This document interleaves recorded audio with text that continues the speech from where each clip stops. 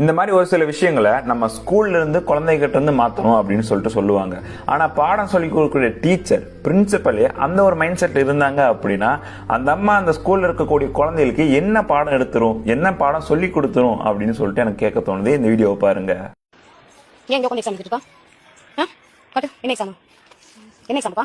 ஏன் இங்க உட்காந்து எழுதிட்டு இருக்கா? யார் இங்க உட்காந்து சொன்னது? என்ன மிஸ்? பிரின்சிபல் இங்க உட்காந்து படிக்க எக்ஸாம் எழுத சொன்னாங்களா?